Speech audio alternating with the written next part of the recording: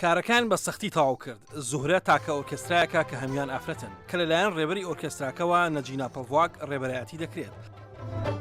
ئەم خانمە گەنجە و زۆربەیان لە خێزانگەلێکی هەژارەوە هاتوون کە بەسەر هەڕەشەی مردن و جیاکاری و ئەو کۆنپاریە زیە سەختەی ئەم وڵاتەدا سەرکەوتون و هاتوون پێکەوە مۆزیک دەژەنن.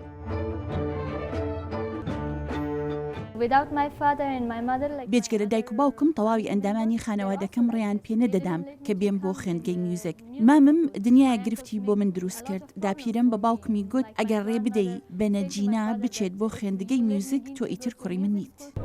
ئەفغانستان چەندین ساڵە گرفتاری شەڕ و ململانەیە.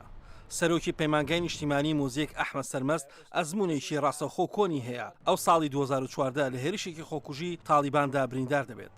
Afghanistan is closely associated outside Afghanistan with Kalashnikov. ئەفغانستان لە دەرەوە زیاتر پەیوەندیان بە کلاشنکۆف و نیقاب و توندوتیژی دژی ژنان و تەقینەوەی خۆکوژی ناسراون. بەڵام ئەمە دەربارەی تەواوی ئەفغانستان نییە. هەموو ئەفغانیەک ئەندامی بزوتنەوەی تالیبان نییە یان هەموو ئەندامێکی کۆمەلگەی ئەفغانی پێشەلکاری توندوتیژی بەرامبەر مافەکانی مرۆڤ و ئافرەتان ئەنجام نادەن. گروپەکە کە لە 35 ژەنیار پێکهاتوون مۆزیکی فەرهەنگی ئەفغانی و هەروەها مۆزیکی کلاسیکی خۆرئاوایش دەژەنن. ژەنیاری ڤیۆلا زەریفە ئەدیبە دەیەوێت ببێتە پێشەنگی گۆڕانکاری لە وڵاتەکەیدا.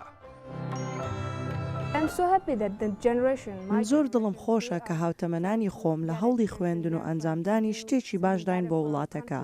من لەو باوڕەدام کە ئێمە بەرەو گۆڕان دەڕۆین، بەڵام ئەمە سەختەونەوەیەکی دیکەشی دەوێت تا دەگۆڕێت. ئەم ساڵ سەنگیان خسۆتە سەرگەشتی ئەوروپایان و هاوکات پێشکەشکردنی چالاکی لە ناوەندی ئابووری جیهانی لە داڤۆس. لەگەڵ ئەندامانی گروپی زوهرەدا هیواخوازین یارمەتی دەربن بۆ گۆڕینی هەڵوێستەکان لە ماڵە و لە دەرەوە.